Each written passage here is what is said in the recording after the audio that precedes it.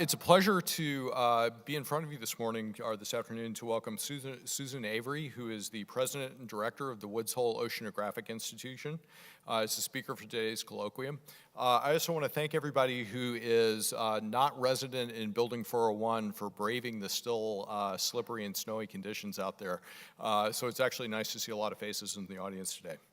So Susan's research activities include atmospheric dynamics, precipitation, and radar observing systems. And I think it's probably fair to say that she's an atmospheric scientist who's working on oceanographic problems. So in today's talk, she'll tell us about the challenges and potential benefits that can come from using new and transformative technologies to study the interaction between specifically the ocean and the rest of the Earth systems. As an atmospheric scientist, she has addressed a multitude of national and international forums, including giving the TEDx Boston lecture and speaking in front of several congressional committees, mainly to convey the importance and to try and convey an understanding of the Earth as a system containing oceans, atmosphere, terrestrial, and human interactions. And we're really quite fortunate to have her to give us an introduction to these topics today. Susan has served on numerous boards. She has a long list of distinguished accolades and awards, which I will not go through this morning.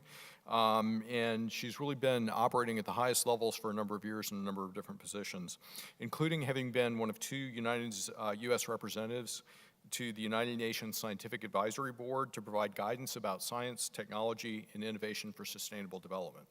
Also, she's almost a local. Her PhD is from University of Illinois, and she's also a past director for the Cooperative Institute for Research and Environmental Sciences at the University of Colorado Boulder. So today she'll give us an introduction to the research that her institution has been working on. I think this fits very nicely into the broader perspective that we have here both at APS and Argonne of trying to make the science that we do globally important and paying attention to the ways in which synchrotron radiation and X-ray science touch on environmental issues and our ability to understand living systems. So with that, thank you very much, and we look forward to your presentation.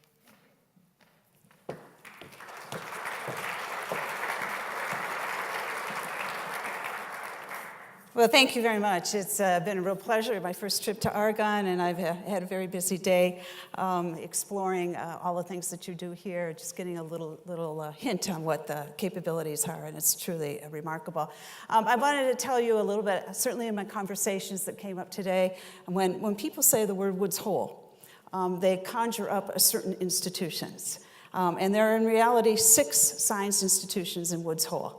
So some people would say Woods Hole and think of the Marine Biological Lab, which of course is now an affiliate of the University of Chicago, just as Argonne is. Woods Hole Oceanographic Institution and the Woods Hole Research Center. These are 3 science institutions that are all independent, not-for-profit institutions, except MBL now is, of course, affiliated with the University of Chicago. In addition, there is a USGS branch there that does a lot of work on coastal erosion. And there's the Northeast Fisheries Science Center of NOAA that we do a lot of collaborative work with as well. And finally, the last organization is a small nonprofit organization that offers experiences at sea, semesters at sea to undergraduate students. This is really this is not on a nice cruise ship. Students come out and actually learn how to sail a sailboat, and along the way learn about some astronomy, some ocean science, some climate, some history, maritime history. So just to let you know, I am from Woods Hole Oceanographic Institution. It's the largest of the institutions. It's year-round. It's a comprehensive organization from its science point of view, engineering point of view, operations, and we do have a joint degree education program with MIT along the way. So that said, what I wanted to chat with you a little bit today is the blue planet and the fact that we are living on a planet that is really governed in many ways by 2 fluids. One happens to be compressible, the other incompressible. One harbors a rich biodiversity of life, the other harbors a lot of interactions with our sun and solar system and plasma fields. But the 2, when you look at them, are really important for driving life and the habitability of this planet. And often when I hear people talk about weather, they think of it as an atmospheric problem only. That's not true. The atmosphere and ocean are very much connected in our weather systems, certainly in our climate systems. And the implications of doing one over the other are pretty severe as we're looking into the future with major changes in what we can expect to see.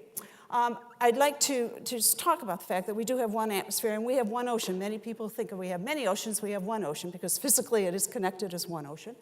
And if you were to drain all the water off the planet, which is what I'm doing here virtually, you will see that you uncover a solid Earth that harbors some of the tallest mountains on this planet, some of the deepest trenches on this planet. And all of that water that covers 2/3 of the planet's surface, of course, is in a sphere that's less than the side of the moon, or at least an order of dimension smaller. You drain off all of the fresh water, that's the upper small dot there, and then the tiniest is all of the available fresh water. So the point of this is to illustrate the fact that we have a very precious sort of resource here that many people, when they gaze out in the ocean or even in the atmosphere, think it's infinite, it cannot be destroyed, there's plenty of resources out there, nothing's going to change, I can do whatever I want. And in reality, of course, this little here is basically what we have available for us. Now, some of this, which is locked up in ice caps, is coming down into here in the future, but overall, you don't make water. You might be able to take some of this and make some fresh water out of it.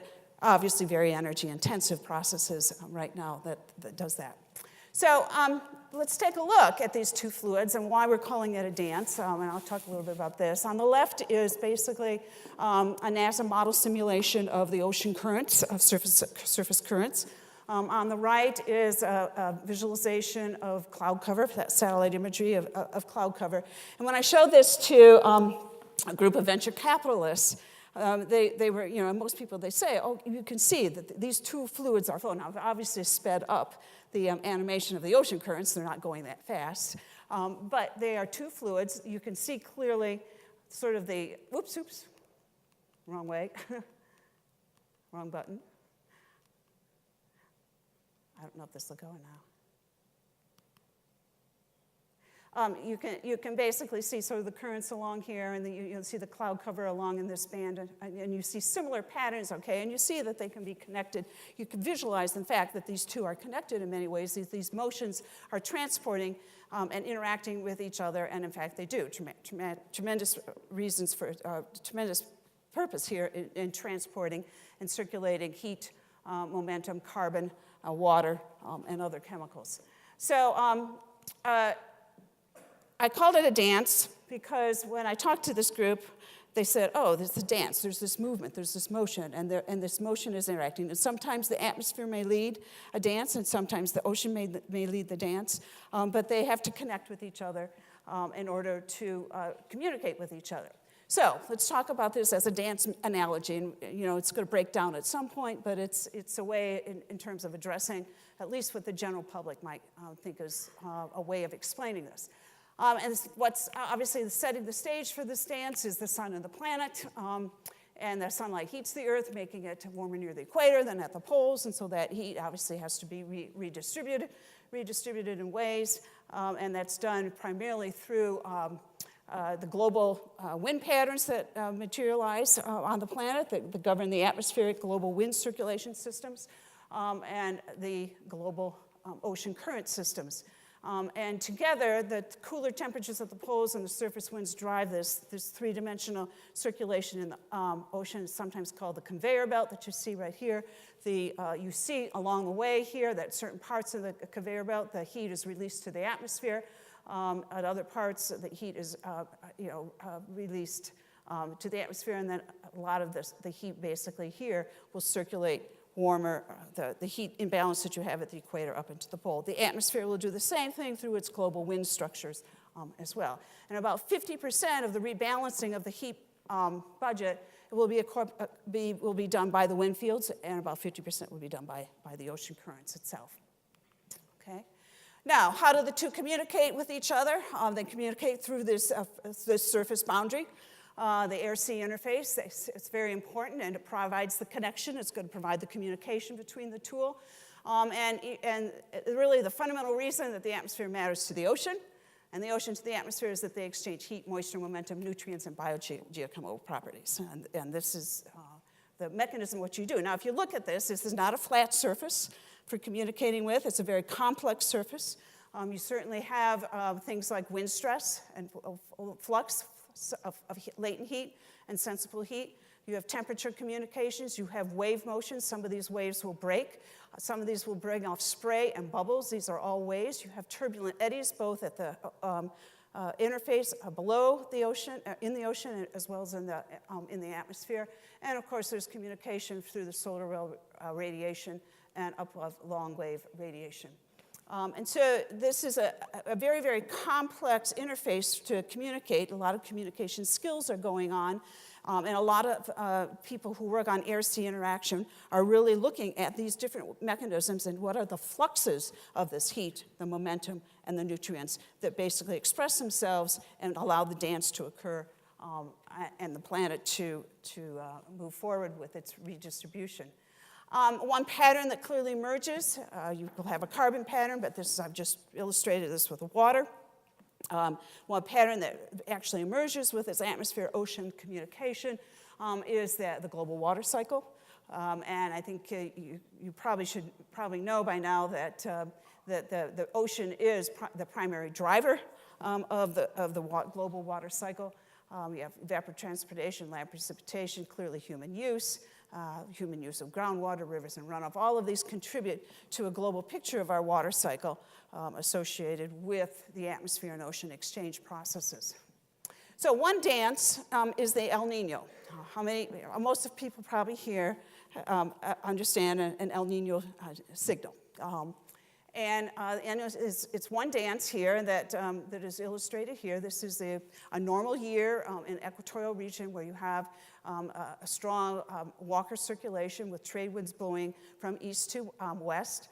You have a thermal gradient of water in the ocean with a deeper layer of warm water on the west and a shallow layer on the east. And the cold water presses upwards, replacing the warm surface water here along the east. And this is what, of course, provides rich nutrient waters along the coast of South America, giving you a wonderful anchovy harvest along the way. And this is sort of a normal year in a circulation pattern here. In an El Nino here, this circulation really begins to break down. When basically you have this, by the way, I should say over here, in this year, most of the convection you will see is over on the western part of the Pacific Ocean. In an El Nino year, the trade winds drop. You have a circulation here where when the trade winds drop, the warm surface water may flow eastwards. These warm sea currents then replace the cold water that you see over here and establishes a deep layer of warm water along the coast. And you get then the convection materials moving to the center of the Pacific, and that's what you have, the increased convection. So this is sort of a La Nina would be basically reversing back to this, but intensified, okay? So you see this kind of oscillation occurs maybe every 7 to 10 years, sort of sloshing back and forth of the atmosphere and the ocean interfacing with each other to create this. Now, this dance goes on on the planet here. But it's seen around the world. It's not just seen in the equatorial regions. The implications for this dance are felt globally. And in fact, what you can see here is that the many locations that view this dance will see different sort of weather patterns. So in the United States, generally during an El Nino from January to April, you'll have sort of a wet region down here. It'll be dry up in here, and this is the perfect time, and I will go to an El Nino forecast. It's a perfect time to go visit Washington, the state of Washington, okay, because you can get beautiful dry airs. On the other hand, it's a wonderful time to go visit the deserts of Southern California, where you have blooms of cactus that haven't bloomed for 100 years at least in a good El Nino year. You see, obviously, dry conditions emerging over here, wet conditions over the Central Pacific, and you can see sort of this El Nino pattern, even though it may be looking as though the atmosphere and ocean are exchanging most of its properties in the equatorial region. Why shouldn't it just affect the equatorial region? In fact, it has a global response to that picture.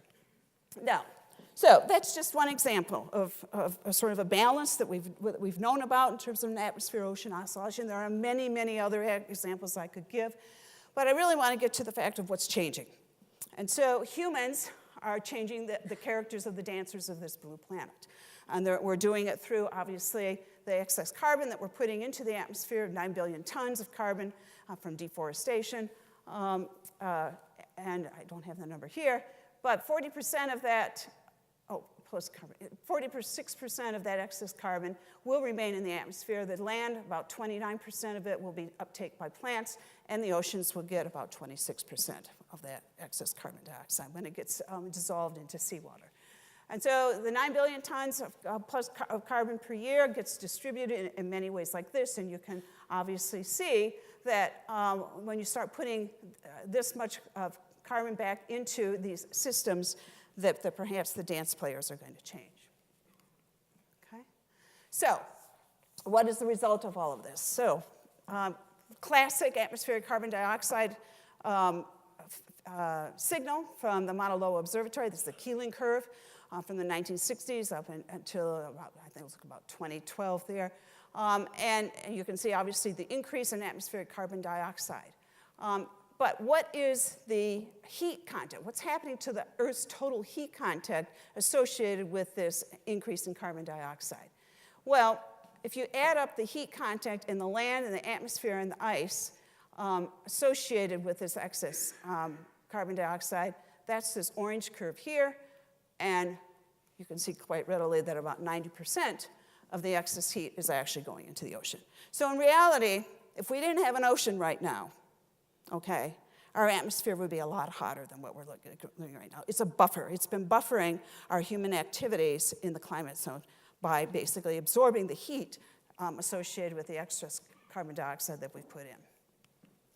Okay, now, I should go back here. I think there were two things that really happened in 2014, two measurements that really made me think, oh my gosh, we have the potential for a runaway climate system.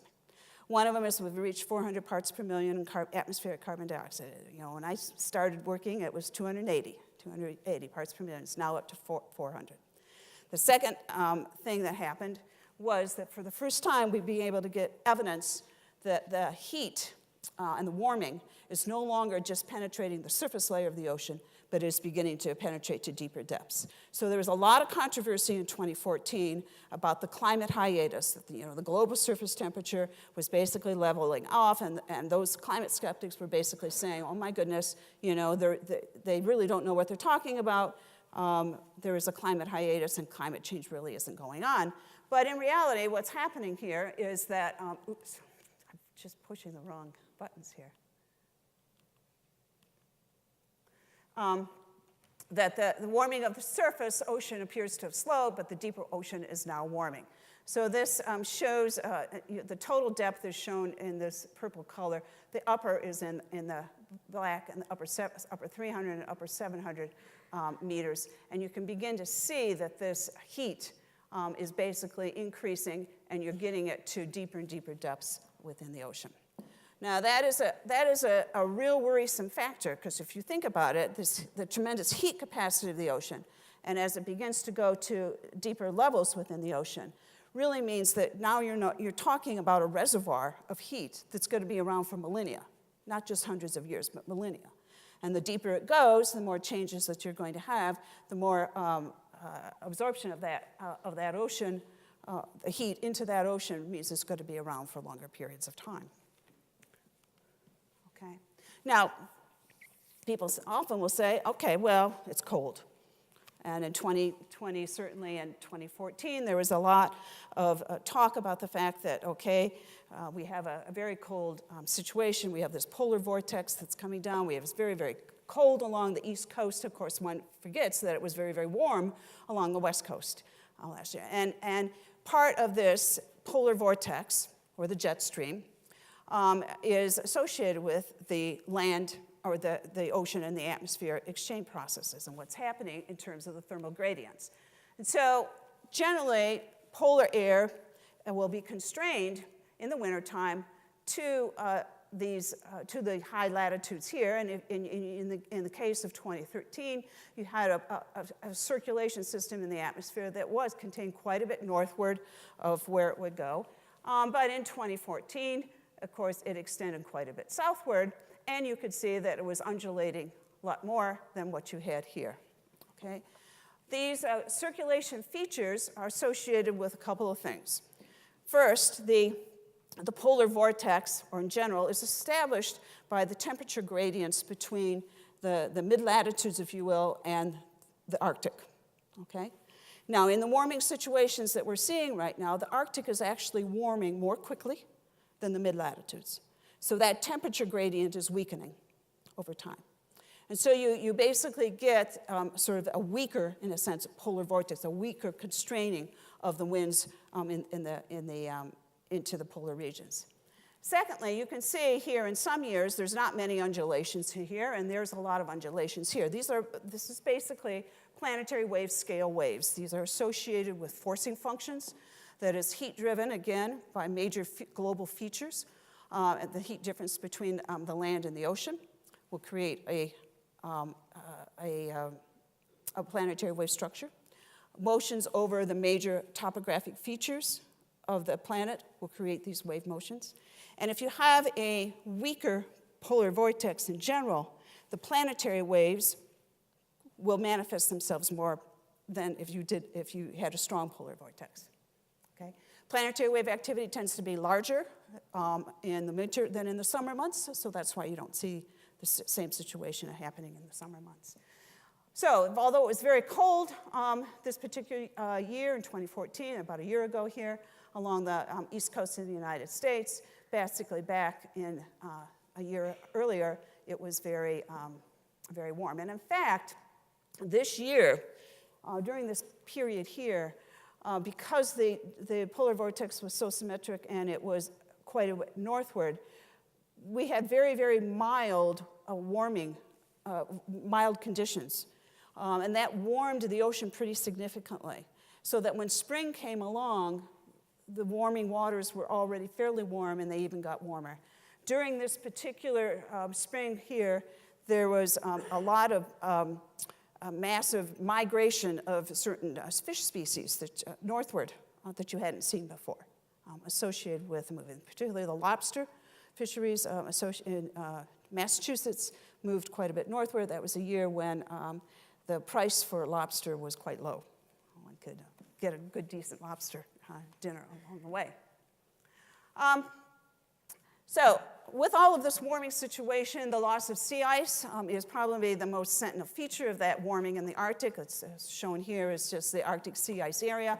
But it's important to remember that it's not just the aerial extent of sea ice that's disappearing. It's also the age of the sea ice and the thickness of the sea ice. Okay, and these two features, of course, are causing tremendous warming and accelerated ice sheet loss. I'm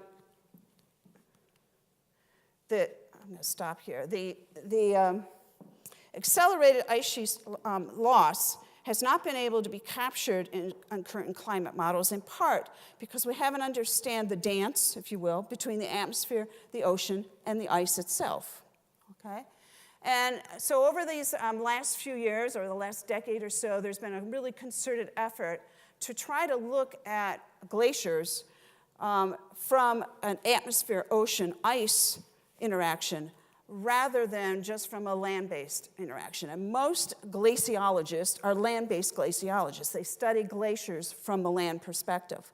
But by combining and looking from putting new eyes into this and looking at it from an ocean, atmosphere, ice perspective, you can see processes that emerge or dances that emerge here that haven't been modeled before and certainly haven't been put into climate models per se. And so you wouldn't expect then the climate models to actually accurately represent the accelerated sea ice loss. So there are sort of two mechanisms that are going on here. And one is, this is the circulation, the ocean currents. The red is warm, the blue is cold water.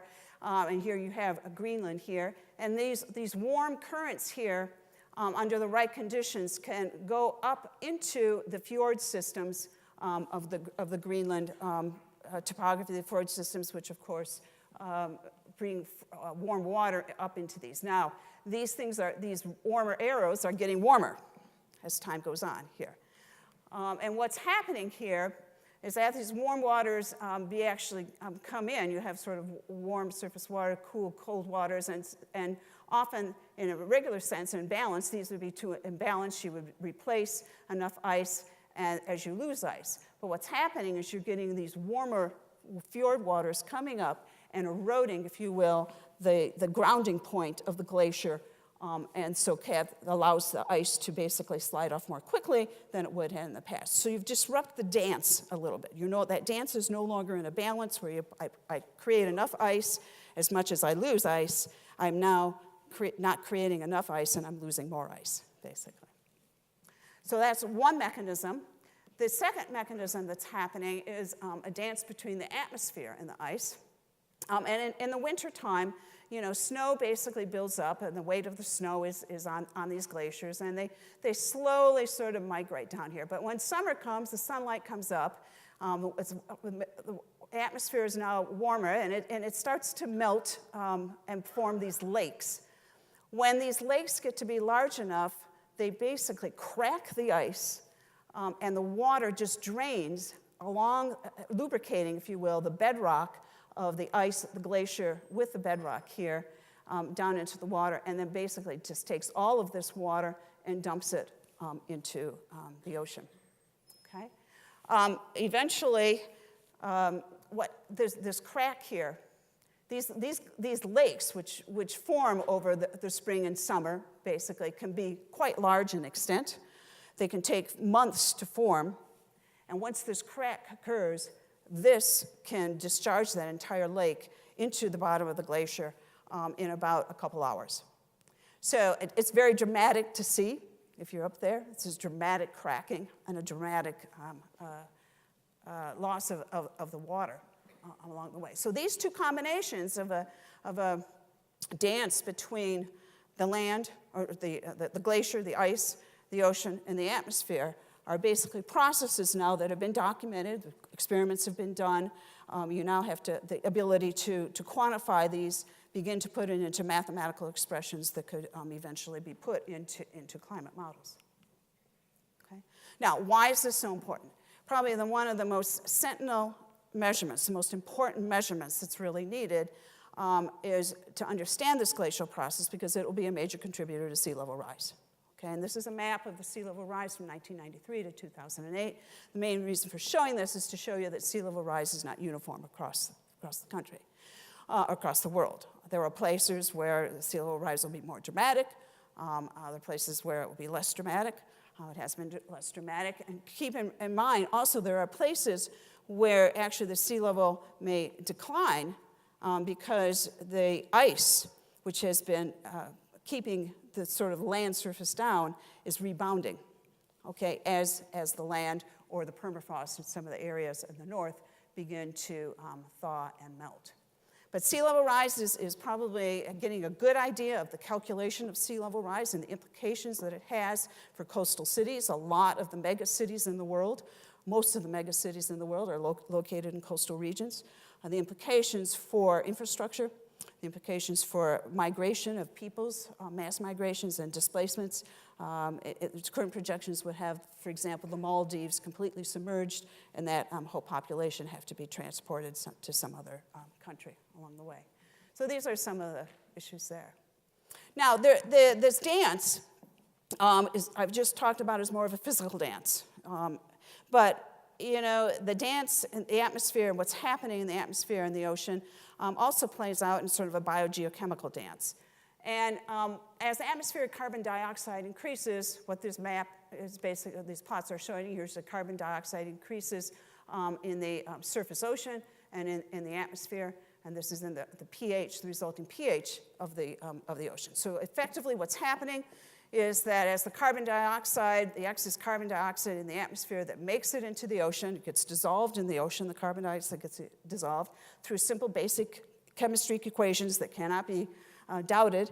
You have basically carbonate that is basically increased and so results in basically a pH that declines, okay? This is what we call in terms of ocean acidification. It basically doesn't mean that the ocean is going to become an acid, but it does mean that the pH of the ocean is decreasing.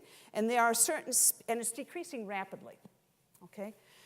And this is where the ocean has a lot more of a responsibility, if you will, than the atmosphere because of the life it harbors.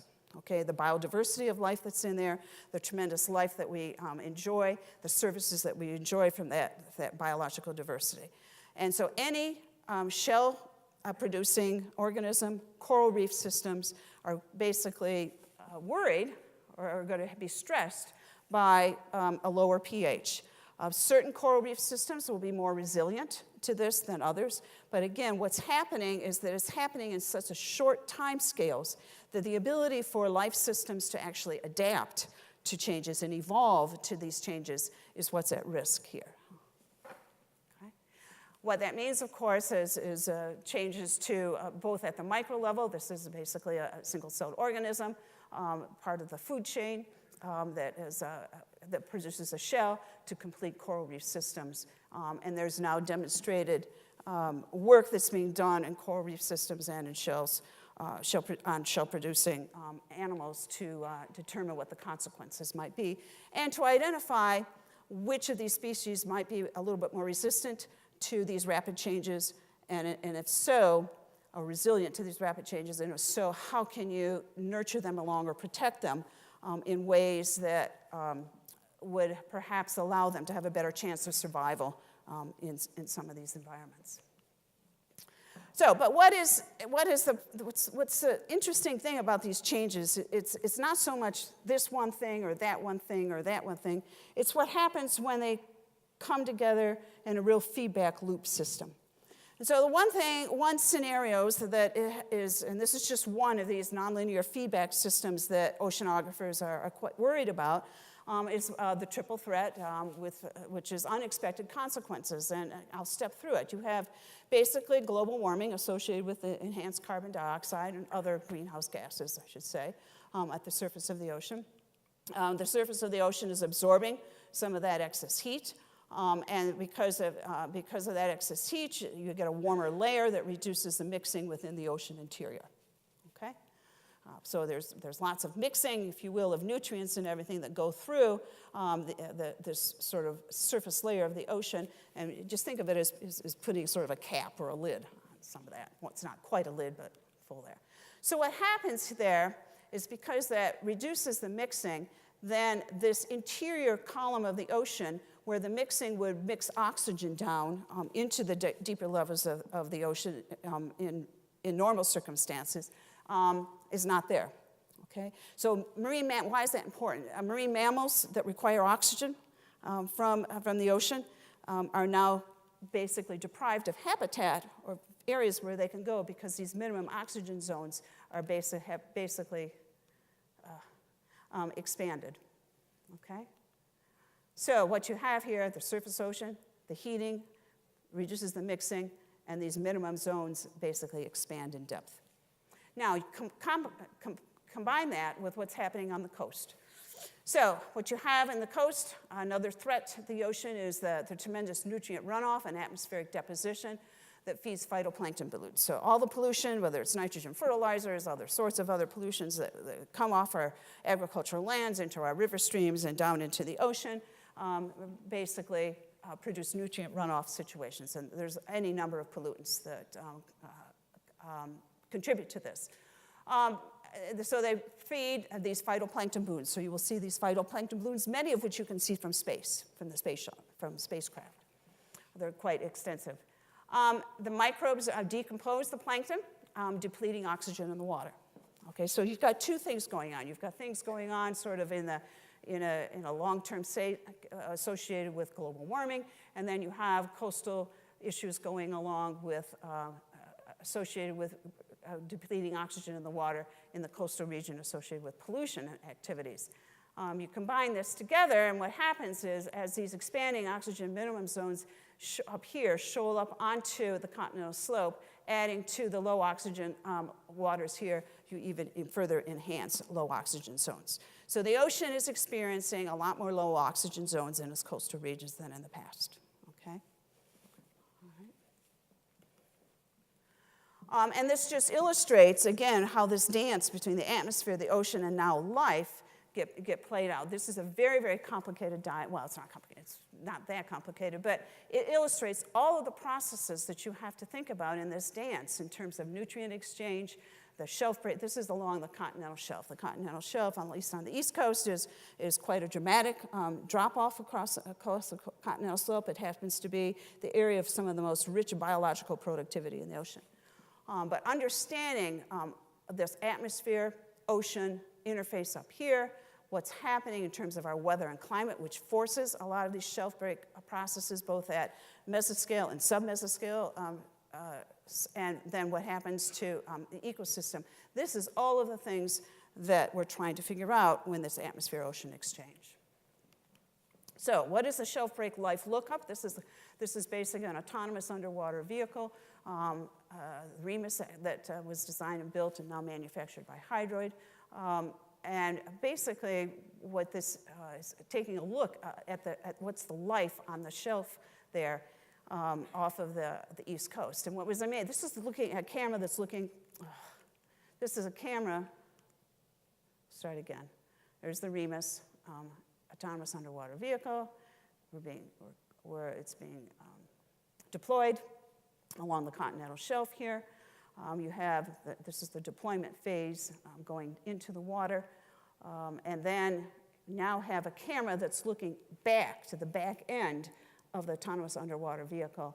And all of a sudden you have a complete shoaling or schooling of fish following this vehicle. Now why? Why is this doing this? It's kind of an interesting sort of look at behavior. Close-up look at the shelf is also looking at some of the microbial features that you see here. And you can basically also get an idea of what the food chain is looking like as well. Okay, so let's get to the next part of this presentation. And that is, what's the choreography of the dance? In order to do the choreography of the dance, you have to have observations. You have to know what the partners are doing. You have to know what their moves are. Okay? You have to be able to have eyes, if you will, to observe what these dancers are doing. In the atmosphere, this is a graph of all of the hourly and subarly atmospheric observation stations around the world. This is augmented by satellite data. It's augmented by airplane data.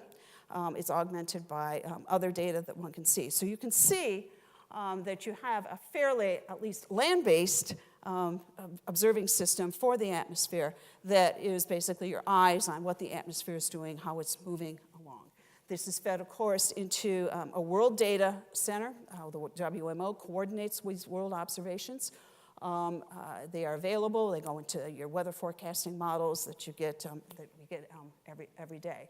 You can see that there's certainly some atmospheric observations over from the ground at this time scale over ocean areas. Those are primarily coming from buoys. So most buoys that go into the ocean have both atmospheric sensors as well as oceanographic sensors.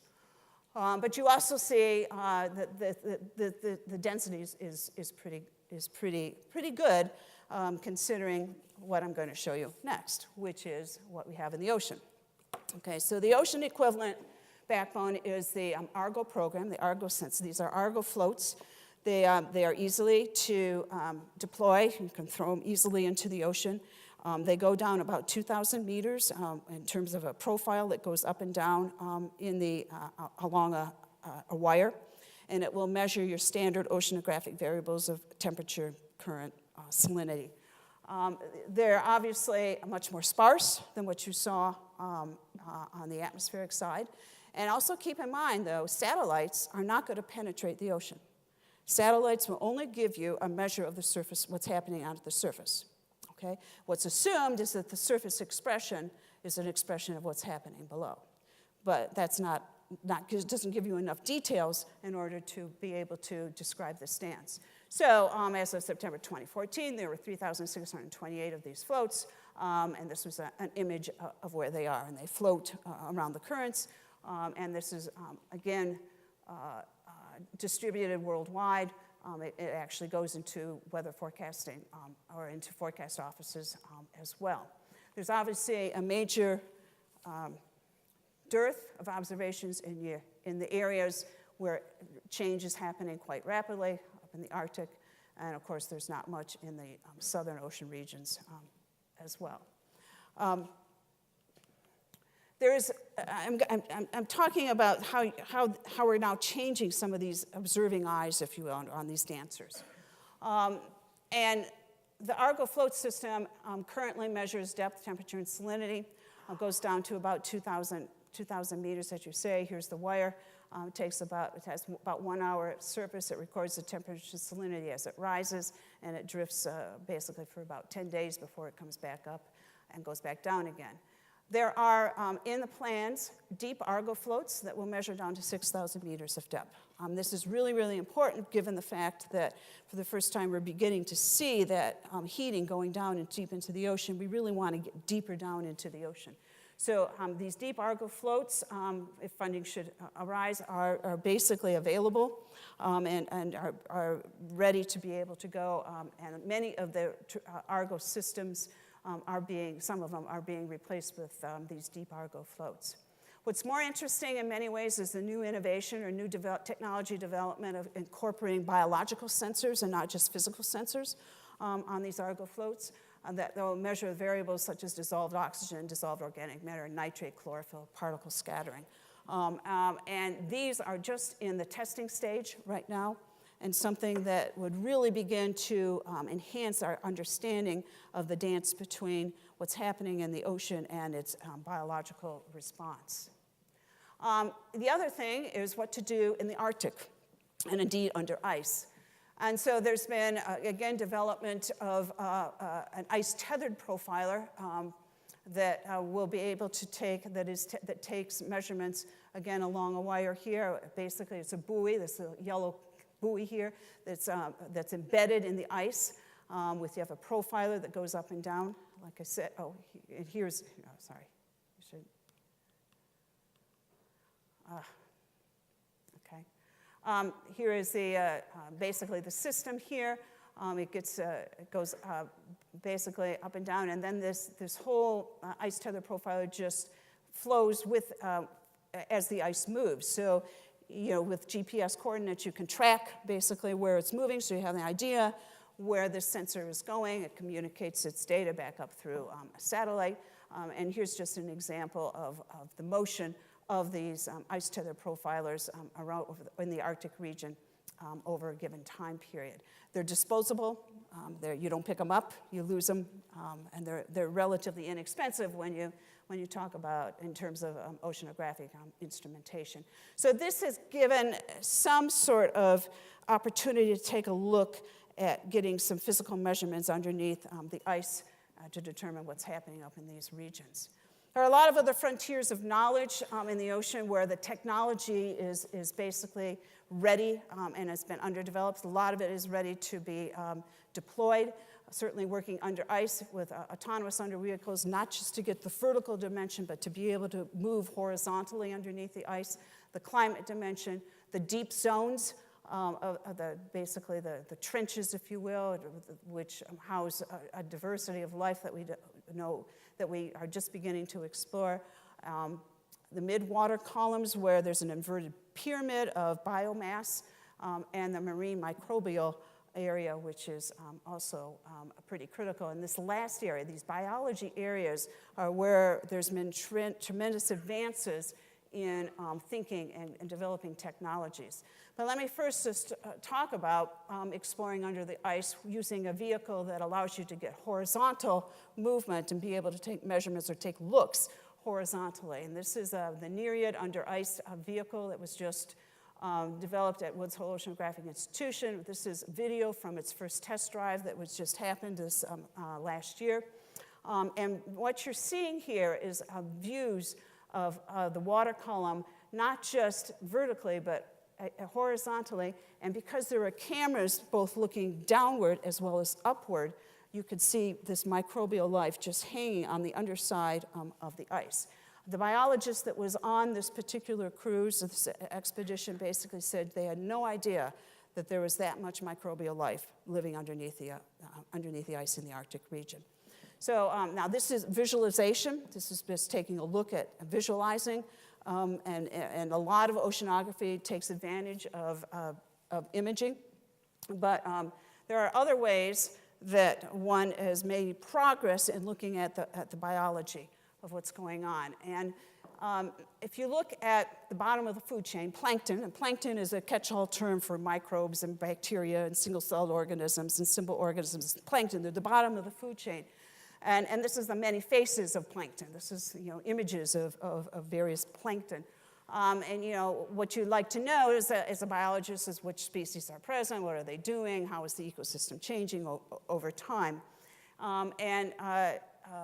Using a new technique, or a new instrument that's built by scientist Heidi Sosik, called an imaging flow cytobot, which is really an automated underwater microscope. And it uses a system that combines video and flow cytometric technology to capture both images of plankton in the water column for identification, and also measures then the chlorophyll fluorescence associated with that image. The images are then automatically classified in the system. The chlorophyll is basically used to help identify the characteristics, and it has a huge database, as you can imagine. In oceanography, the issue of big data is prominent, particularly in looking at imagery such as this. But the large volume of imaging has required us to look at a solution that allows automatic analysis and identification. The installation on Martha's Vineyard, which is where Heidi's done a lot of her initial work here, she's now collected over 500 million images. The last story I'd like to tell is by working with this domain scientist working with an information computational scientist, we've been able to find a solution to her imagery problem. And I know that it was a success when she told me that, when I asked her, what has this project meant to you? She said, I can do in 6 hours what would have taken me 6 years to do. So that's the power of what you can do for this sort of thing. This is an environmental sample processor. This is another new biological sensor. It's basically a genetics can in a lab, a genetics lab in a can. You submerge it in the ocean. You basically are using it for looking at genomic markers of species in the water, and particularly for looking at them in terms of harmful algal bloom identification and toxicity that might occur. So you take the water, it gets filtered, you do the lysec, you do the chemistry in order to release the DNA and RNA. You add a sample to and process the probe, and then eventually the probe will get compared with a standardized puck that has the known genetic structures of the toxins that you're trying to determine. So this is now getting used. This is the image array that one comes back that identifies and then ships back to shore if there's a particular toxin in place.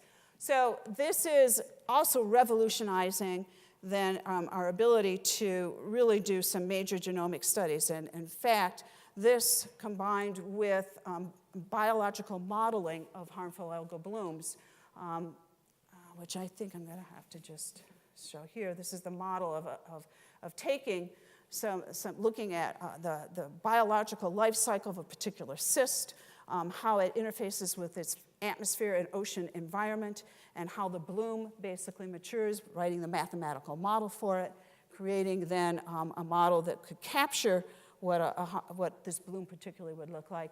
And this work is now being used in an experimental operational mode with NOAA to identify harmful algal bloom outbreaks along the northeast as well. So basically, what we have in the ocean is a situation where you have a lot of scales of motion that operating a lot of temporal scales, and you've got tools or platforms that need to basically put those eyes to observe the dance, what's happening here. So observatories and moorings might cover these sort of spatial and time scales, drifters and floats, satellite observations, long-range autonomous underwater vehicles, and sort of shorter-range autonomous underwater vehicles. And I thought I'd share with you just a little bit about what our thinking is in the institution about using the advances in sort of robotics and in making autonomous underwater vehicles actually do more than what they have in the past.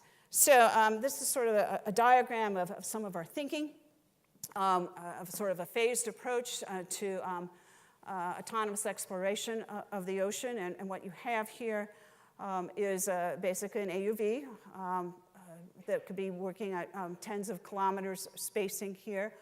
You have a ship that's sort of launched this autonomous underwater vehicle, as well as an autonomous surface vehicle. And that autonomous surface vehicle is providing, in a sense, the communication and for this particular AUV that's doing some work down in the ocean here, doing some sampling and measurements.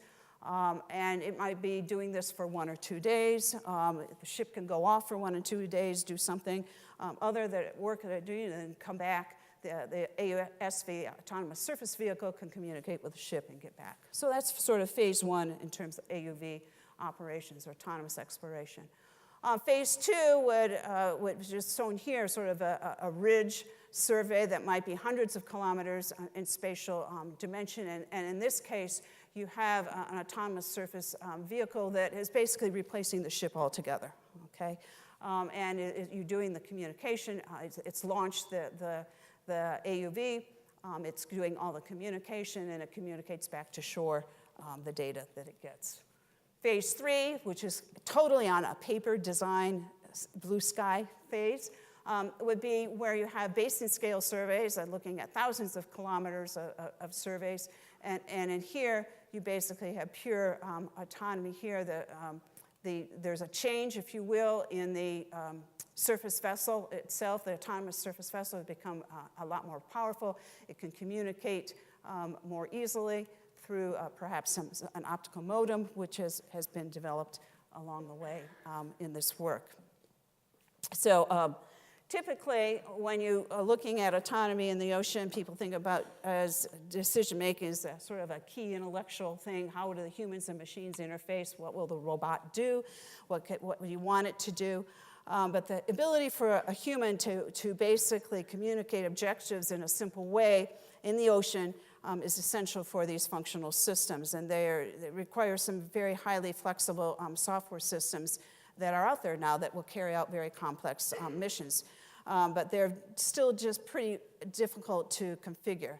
And indeed, a lot of operator error is pretty rampant it's a significant issue in autonomous underwater vehicle operations. So this sort of issue of having sensors and perception, how does the robot sense and understand the environment? The key that's got to be new and worked on is a decision-making software that allows the robot to make a decision, okay? And make that decision in real time, and progressive levels of sophistication that will occur in that decision-making ability. So one of the biggest problems in doing autonomous work and surveying in the ocean is communication. The only way you can really, in the past, communicate with vehicles over large distances through acoustics, and acoustics bandwidth is obviously very, very, very low. We've just developed an optical modem. What you're seeing here is video in real time that was transmitted through an optical modem. So we've gotten to the point with an optical modem in the ocean with the right sort of range that you can basically couple with acoustic communication in order to get some very high bandwidth that can basically solve your data problem and your communication problem that allows sort of more rapid decision-making to occur. That allows the opportunity to think about instilling a robot with curiosity. Right now, our robots in the ocean are programmed. They're programmed to mow the lawn. You throw an AUV. If you're doing a new survey, you just mow the lawn, okay? This is basically how we found Air France 447, the airplane that crashed. You just mowed the lawn, you mowed the lawn, you mowed the lawn, and oh, it looks like there's something that's over there. Okay, now then go down and put cameras down and you can find things. So, but the real question is, in real human exploration of anything, you are looking and you're looking and you're looking, and all of a sudden you say, I see something interesting there. I want to go over there. This stuff isn't look that interesting. You want eventually the robot to have enough environmental awareness and decision-making capabilities that it could make that decision to get away from its mowing and go on and explore something that might be interesting. Which leads, to, in general, to the next generation of co-robotic systems. And now we're talking about systems that put all these platforms together, all these sensors together in ways that can run autonomously and give you continuous data. And this is just a sort of a schematic that illustrates the numbers of platforms that are tethered. Some are autonomous. Some have sensors. These are profilers here. And these are gliders with docking stations. So you see all sorts of opportunities here to begin to put these robotic systems together and collect images, collect sensor data, and combine human intelligence in ways that we haven't done before.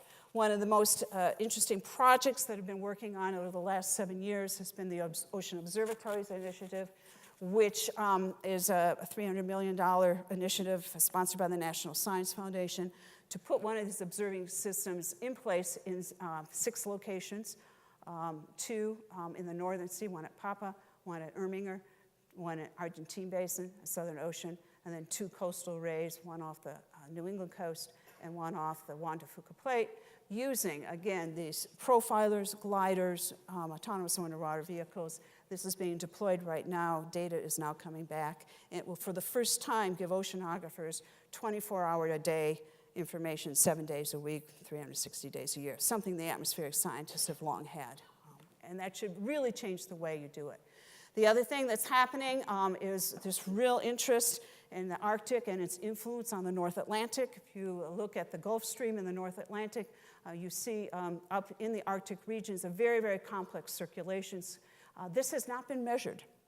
Okay, it has not been measured. There's been a tropical or a subtropical array across the Atlantic basin down here. So for the first time, this program here, again funded by NSF's taking the lead, and international collaborators is beginning to take a good transatlantic look across this very important circulation feature. With the freshening of the Arctic water into the North Atlantic, there are some expectations that what might happen with the Gulf Stream circulation, and of course, which would play out with the atmosphere in terms of changes in weather along the way. And finally, on an ecosystem scale, observatories that are being made on a much smaller scale to look at nutrient fluxes, ecosystem fluxes in areas that have a lot of biological productivity to get to the point where you're not just looking at a single species, but you're looking at a whole ecosystem and the ability to model that. Why? Why? Who cares? Okay? And in reality, there are many countries right now looking at the ocean as their new economy. The Europeans are looking at this. The Asians are looking at this. The United States doesn't so much use the term blue economy, but you know that there's elements along with this. And all of this science, all of this information leads to an economy that certainly has a technology component. It has a biotech and bioprospecting component. We just had a scientist look at an algae and be able to produce 2 fuels from that. Fisheries and aquaculture information, ocean energy and resources, another area. Informatics, any business that is climate or weather sensitive should be interested in ocean information. And of course, the ability to manage and assess the health of marine protected areas. The hazards, I'll end with the hazards of working in the ocean. This is a REMIS vehicle. We had this going out in the ocean one day, collecting, doing some shark tagging. Actually, we wanted to look at sharks and how they worked in their habitat. And there are some hazards along the way that one works in the ocean that one often doesn't have on land, or at least that can't see. So with that, I'll end, and I'm happy to answer any questions. Thank you.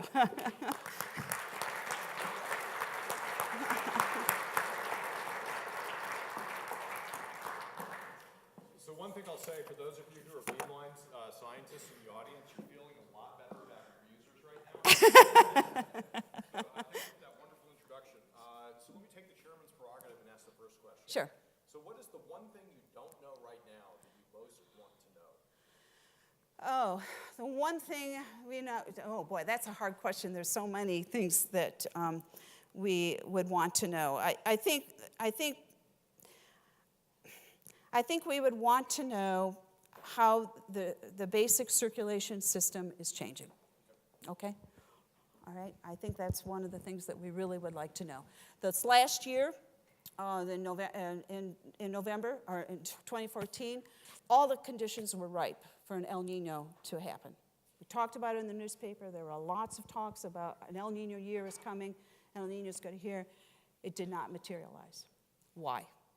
Okay, and there's about 5 hypotheses out there right now of an atmosphere-ocean exchange process. Why? So some of these normal patterns that we've expected before are not happening anymore. Why? So those are some of the things. I would say the other thing is the life system, the life system that we have in the ocean. That is probably one of the most precious things that we have on this planet. Yeah. Questions? Paul. Methane hydrates. Yes. What do we know, what don't we know? Are those going to bite us? Some people are mining them.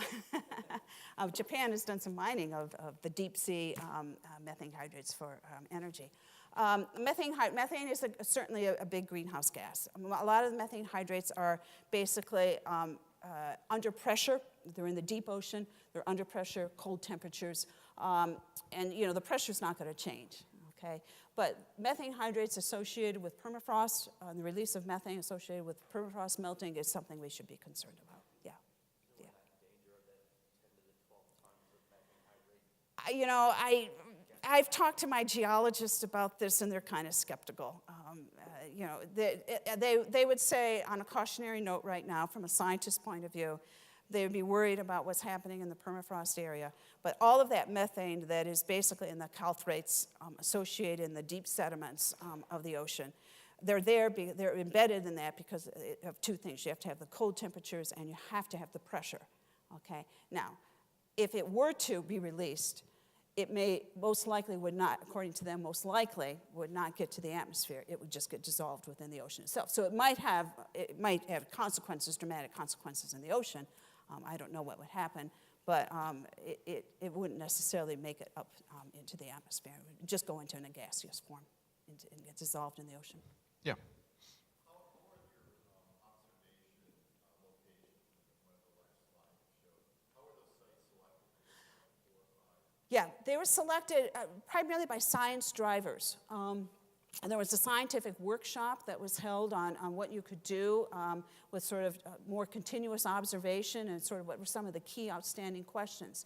So on the Pioneer Ray, the coastal array off of New England there, that's basically just south of Georges Bank. Georges Bank, again, is high biological activity, and it's also it's a nested grid. It's got a high resolution and a little larger horizontal resolution, and then a larger, and then sort of a nested grid of observations that cover the shelf and the shelf break.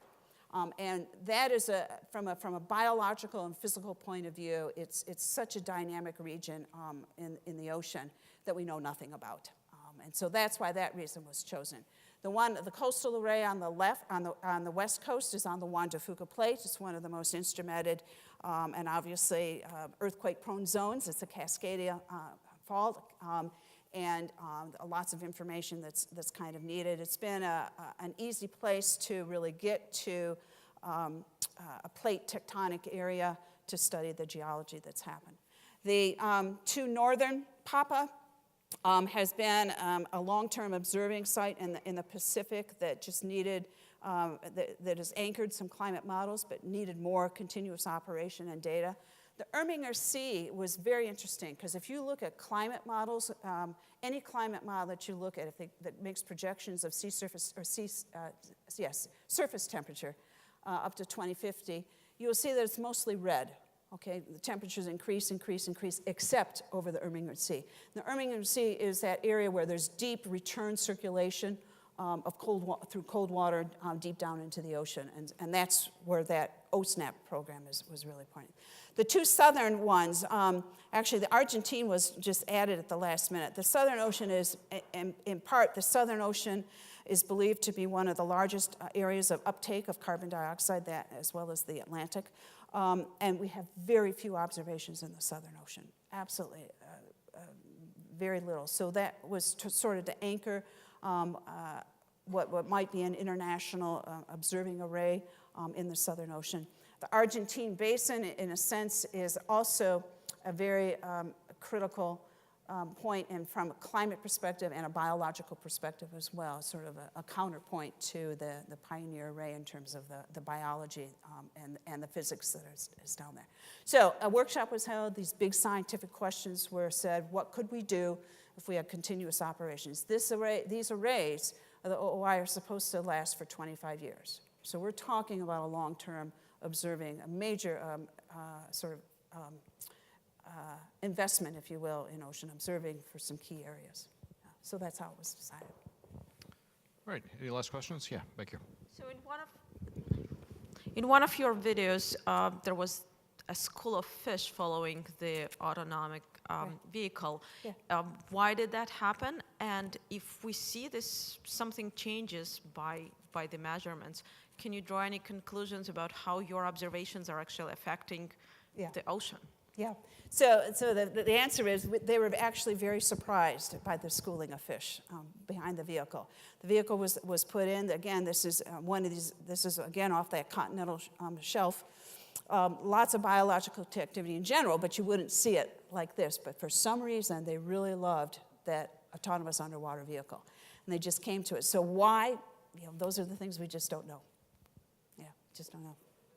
Don't know. So they will be working on that. They'll be trying to.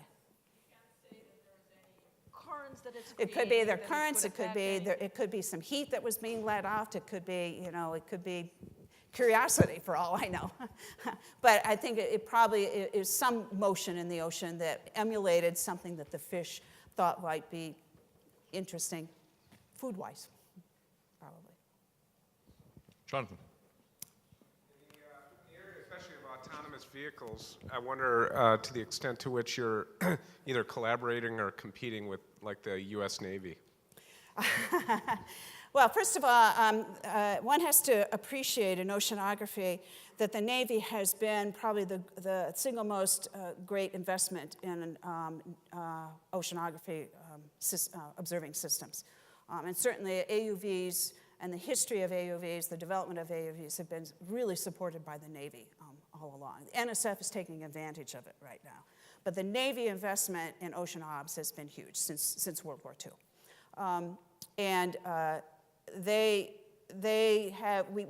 We work with the Navy. We obviously get funding from the Navy, and they see a lot of the potential. Obviously, they get nervous when we get too excited about working with places like China and other places. But for the most part, I think they've been very supportive of a lot of this work. We collaborate with them. We almost think of it as a partnership that we have with the Navy. We used to be block funded by the Navy. I wish that was still the case. In World War II, the Navy really block funded both Woods Hole Oceanographic as well as Scripps. Those were some of the glory days of funding. Now it's like mini NSF in a way. But there have been long-term programs of technology development funded by the Navy, and they've been a great supporter. We have formed a new Center for Marine Robotics. That's our new effort to really look at some of these co-robotic challenges, and we're partnering with academic institutions that have had robotics experience, not in the marine environment, but in things like manufacturing, biomedical applications, things like that, so we can learn from them. And we've been working closely with the aerospace department at MIT in environmental awareness, the ability to sense, and they're working on the autonomous car. What can we learn from that environmental awareness, the sensing, and the real-time decision-making that has to be made? So I think the next generation of co-robotics, we really see the robotics field blossoming in many ways with so many applications. It's fairly easy to make a robot go in a swimming pool. It's not as easy to make it really work in the ocean. So that's part of that. And that real-time decision-making to make that curious robot and that robot that will sense environmental awareness and be able to make its decisions on its own instead of just programming it to do so. That's sort of the vision and the dream. So one last question. There are people who do atmospheric modeling on a grand Thank you. There are people who do atmospheric modeling on a grand scale. I assume you probably know quite a lot about that. Yeah. The inputs come from the ocean and various other things. The calculations are such that a person who isn't doing those calculations really can't see through them very well. My question is, given the state of information that you know about the oceans especially, but also the atmosphere, should we now be believing that those predictions are really very accurate? Well, I think I understand your question. It's true that, modeling of the atmosphere, if you're really going to do a model right of the atmosphere, particularly of a climate model of the atmosphere, the climate is more than the atmosphere. It has to have the ocean in there. And there's been more and more sophisticated ocean modeling, okay, that has developed over the years by many, many groups that have incorporated some of these new processes that we're seeing, and obviously more vertical and horizontal resolution. Those then get incorporated at places like the National Center for Atmospheric Research or Los Alamos, or probably here for that matter, Oak Ridge, that basically incorporate more and more sophisticated ocean models. I always, do I believe the models? I certainly believe them enough to know that climate change is happening, and that we have some, but the models will have to improve, particularly if you're going to take it down to a regional scale, and looking at regional climate projections. So, As you know, the Council of the American Physical Society has endorsed those yeah, and drawn very strong conclusions. yeah. And my question is really, well, do you personally think those conclusions can be justified at Yes. the present time? Yeah, I believe strongly in the IPCC and the conclusions that have been derived from the IPCC. I think they're significant. I think that you can argue with uncertainty levels and some of the things, but the basic fundamental premise that we have a changing climate that's basically human-induced is validated by the evidence. And it's not just the model itself, it's the data as well. And people, I have been on many panels with skeptics, and what happens is that they tend to cherry pick part of a temperature record, and they will take, and they'll only look at an atmospheric signal. And I think when you start looking at the climate problem, you have to think about it not just as a global temperature increase or a global temperature measurement. You have to think about it in terms of the things that you're seeing regionally, the things that you're seeing in terms of storms and the probability of extreme weather. You have to look at it in terms of the ocean acidification. I can talk about climate change more easily with a public person when I talk to them about what's happening to coral reef systems. Because they can see that, okay? It's putting, if you will, a climate system that is an atmosphere, ocean, land scenario, and you lighting all the evidence up in migration patterns, fishery habitat changes that cannot be explained in terms of probability arguments any other way. People will argue it's the sun. I said you can put the sun, the solar forcing in these models, and you can take the solar forcing out. The sun is certainly important to put in these climate models and the variations of the solar output, but it does not explain the rapid changes that we're seeing over a short period of time. So I believe it, yeah. I would take action. So I think we could go on for a long time after That's this, but yet just another- out of consideration for our Thank you. speaker, let's thank her again, and really fascinating stuff. Thank you very much. Thank you.